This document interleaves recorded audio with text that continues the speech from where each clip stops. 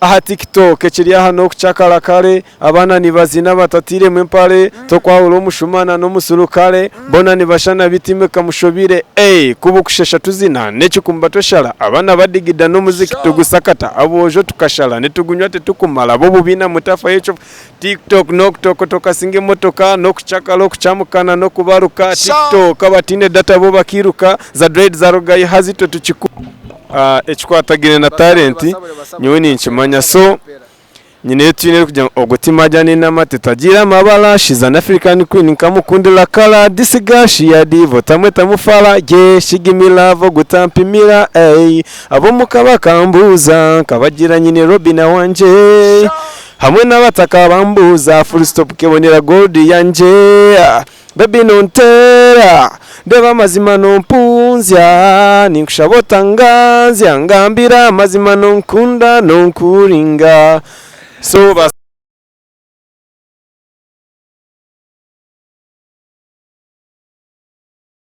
right, it's Ankole Media. I think this I'm also by the Sparks in one savage on it. Yes, NKORE Media TV. Yes, we bari kusubscribinga bari kufollowinga. Tukongera kusaba ngo abataka subscribing abataka following, let's get this ball running. So ngoko kuchumanya tutukajya hano kubahereza content. Yes, hatumukumane chimutakumanya. So right about now I have the man himself, Enzyme Barnalite by myself. So Enzyme twakwakira NKORE Media. Nashimira ko n'umuntu yayisa kandi mwe bari munonge kintu cy'umukorane cy'amani abo kuba nindeba ishitwa mu kuchipushinga cyobasa kuba nkimanywa munonga mu Western Uganda ni hangariona na heru. So nyo nashimira kugira ngo shaheji ndiyambeho kandi buri muntu abarumuna tureba nintekateka ngo arset kuba namanye ikintu kiri umuntu za kureta kandi kigenda misho. So tutangira izina enzyme murkizart abantu ngono bamangora enzymes abatakomangora na enzyme Barnalite. So enzyme murkizart. So izina enzyme tukimanya nkaka koko ka speeding up reaction then yacinte twatagena digestion. So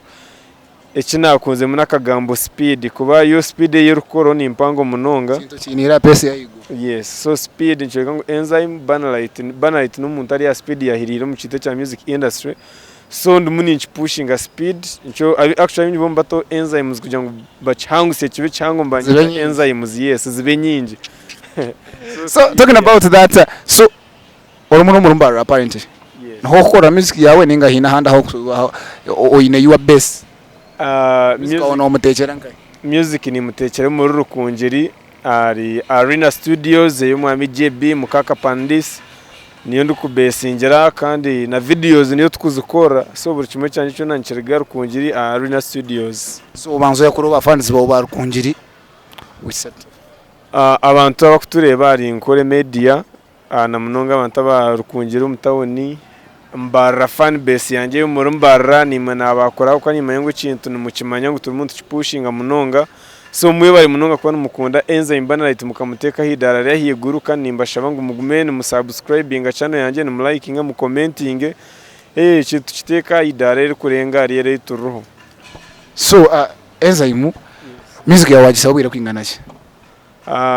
so far music katandika letere nkumukwa munana numukwa iziryo mu mwaka kwiza umukwa kubanza usanga ngo kintu washira revuye kuba hosted ikintu cyawo kitambizo ta how have you been able to do all this? So ekintu cyo kubanzana munonga music kandi ninjikunda ndi talented ninchemanya hongo ndi talented aho kwa echo tina kwasa kumpa kanisa yo wahakana niyo yekore talent yawe tugirebe reka bataka hakine banza tora banza basabari echikwatagire na talent nyewe ninchemanya. So nyine twine kujya ogutimajyane n'amatetagira amabala shiza na African Queen kamukundira kala disigashi ya divo tamwe tamufala ye shigimilavo gutampimira abo mukabakambuza kabagira nyine Robina wanje hamwe n'abataka bambuza full stop kebonera gold yanje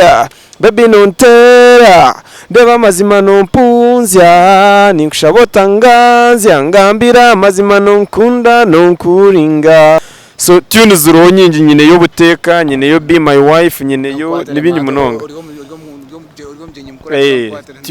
tune zo ine wasike uzinga ho miyeze jona so far nyine yo hits nkitano then ya mukaga nkiriyo ninjifumba kuba nimba ninyende kintu ntare kifubere umuryezo watekereza ahire oyinaho ene video yet zona zine videos no chukuru utakushanga because video ni impamvu n'ikindi cyose kutera abana munonga abana batina video because ni impamvu no Western Abeshongozi abayishongwire for 10+ years but I think videos ibiri and is always on the same. So how have you been able kugira ngo raising a center in management yet? Nyonka Enzyme Barnalite tinyine management rohone yanje nkanye nko muntu brand ni kwetera hembe. Yes ni nyetera hembera nyekora video kurugira ka center kinyine konke cyangu nimbanza manya nakwandika lyrics z'eshongoro nyo ni nyihandikire cyeshongoro. Sure. Yes nimbanza manya kundaze gukora video neza kwa ne target kwingana cyo nashanga budget eri impango ezo lyrics nimbanza kwasizara baje kurugira ndi mu mbera cyo nashanga budget etakumpenda munonga eruko corresponding na life yindu heze shaha mpushinga kunka ekikuchira kututera hansi no shanga kuko wajota binge mbabine audios batine videos umuntu nayemera kora audio azoshanga nguri lyrics yatamu waza kora video content zano itaga sente nyingi munonga like wa nka dancehall mustra kora dancehall no itage lighting ibibala creating ubuntu meno karenga ushwara umuntu yamanya gicuri yo notera so nyo nimbanza amanya lyrics then nimbe ndebe mbere y'indu mbona kwandika lyrics kugira mbere zindi munengo video te kuza kuntera hansi. You guys, this guy is talented. Wasanga umuntu arikumanya script yo kusanga ngo atakahandisha kama ngune ko bana itage chinege which means you plan well for your music. Yes. So wagira ngo ebyeshongoro je iso inashongoro cyenawe je ice nyine nawe collabos ibiri emwe nibageta My Lord and I Wonder and ijo nibageta Robina so kuba world top 10 already umuntu takabara kugira ati reka tukoreyo kakora bobundi kakakwatayo kandi namazima ya collabos zinkoze na je ice Uganda zibasize kubana zitusiano na je ice akari inko wija na biribe wano gamba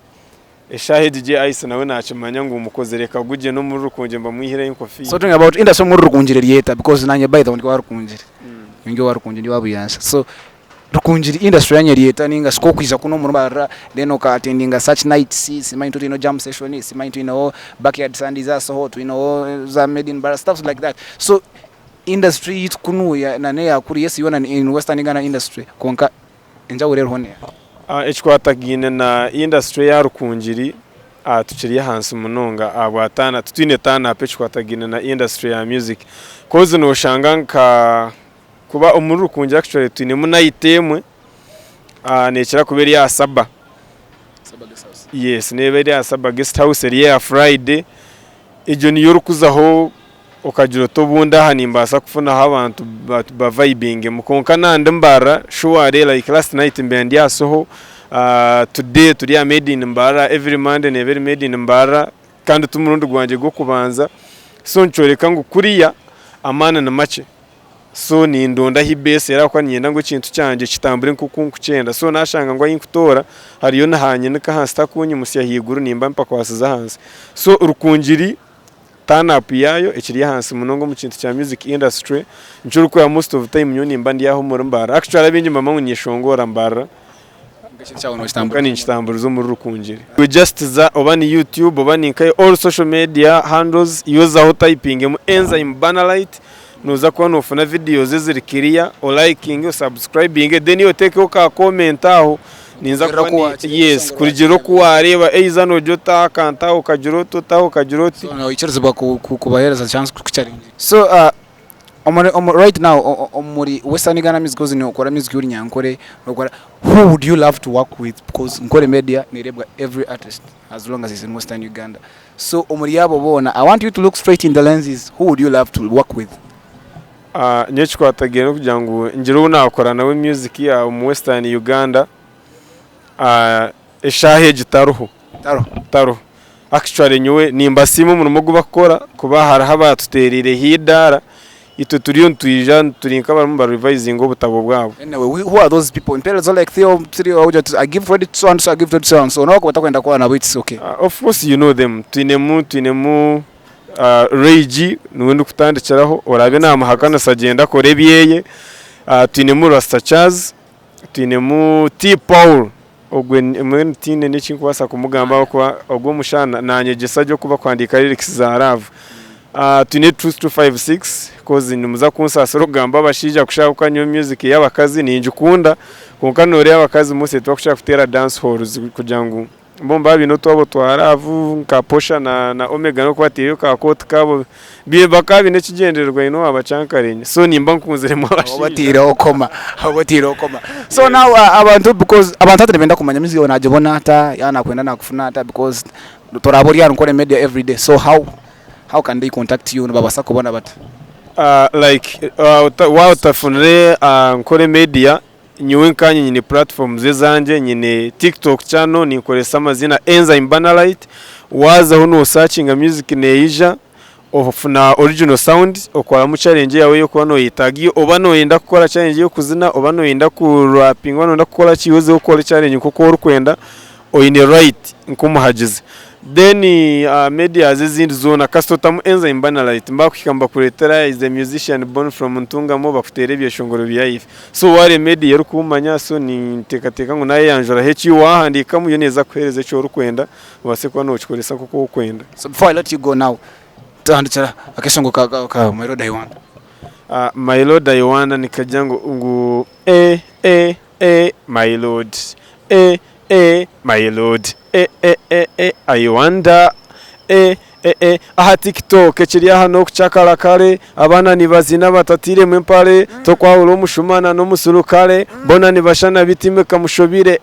kubukushesha tuzina nechikumba toshara abana badigida no muziki tugusakata abojo tukashara netugunywa tetukumala bo bubina mutafa yecho TikTok nokutoko tokasinge motoka no kuchakala kuchamukana no kubaruka TikTok abatine data bo bakiruka za dread za rogayi hazito tuchikuba my lord. So ladies and gentlemen, that's a boy Enzyme Barnalite. Go there, I'm subscribing us YouTube channel, I'm following it, stream his music everywhere, and about the speaks see you when he says